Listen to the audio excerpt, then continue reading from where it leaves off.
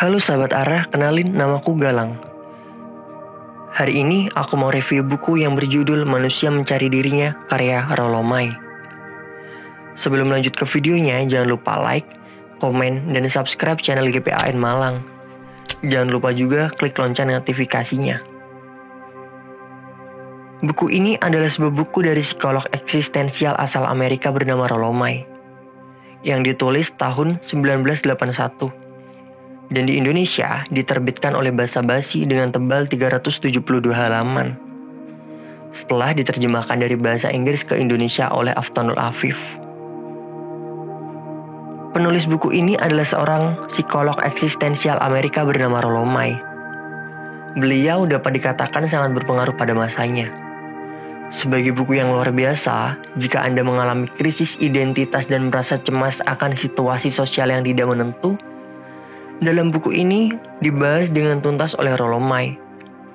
Ada banyak psikolog eksistensial yang bisa Anda ikuti dan baca karya-karyanya, salah satunya Rollo May ini. Dalam buku ini dibahas secara tuntas tentang kekecewaan manusia. Beberapa pertanyaan yang dapat dijawab buku ini seperti, pernahkah Anda mengalami perasaan cemas, takut, hampa, dan kesepian? Ataukah hari ini Anda sedang mengalami guncangan nilai kehidupan? Mengapa itu semua terjadi? Lalu apa penyebabnya? Pembahasan tema-tema seperti bencana-bencana kita, menemukan kembali diri kita, dan tujuan-tujuan integrasi mewakili pokok bahasan buku ini. Lalu, mengapa kita mengalami cemas, hampa, dan kesepian? Pada awal abad modern ini kita memasuki fase kapitalisme.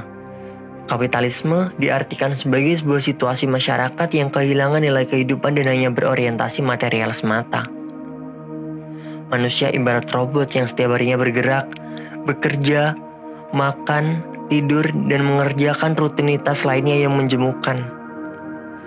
Kita seringkali pada zaman sekarang tidak menyadari apa yang kita lakukan. Contoh kecilnya adalah mengapa kita harus kuliah, mengapa kita memilih jurusan dan pekerjaan ini, lalu kenapa harus mengerjakan ini. Kita sering lupa dan mengabaikan diri kita sendiri. Menjalankan rutinitas tanpa menyadarinya membuat manusia hampa, kata Rollo May. Jadi, buku ini sangat disarankan untuk menjadi sahabat Arah dalam baca buku. Terutama untuk orang-orang yang sedang dilanda kecemasan dan kehampaan tentang arah kehidupan yang sedang dia jalani.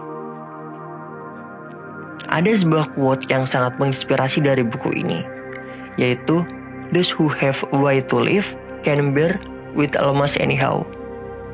Memiliki visi dan alasan kehidupan lah yang terus membuat manusia terus maju, mau bagaimanapun rintangan yang ada.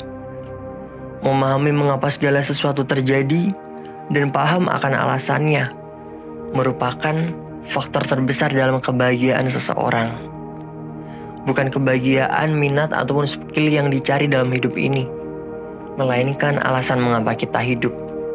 Sehingga mau buruk atau baik, mau kurang atau lebih, segala halnya akan kita serap sebagai suatu kebahagiaan. Menurut aku, buku ini banyak kelebihannya, seperti buku ini memadukan dua sisi keilmuan, yaitu psikologi dan sosiologi, di mana kondisi sosial yang berubah menyebabkan berubahnya pula kondisi psikologi seseorang. Kemudian disertai contoh cerita dari novel karya Kafka, serta mengangkat tema permasalahan psikologi manusia abad ke-20. Untuk kekurangannya, bukan berarti buku ini tidak memiliki kekurangan, yakni buku agak tebal dan harus didasari oleh pemahaman filsafat dan psikologi yang cukup.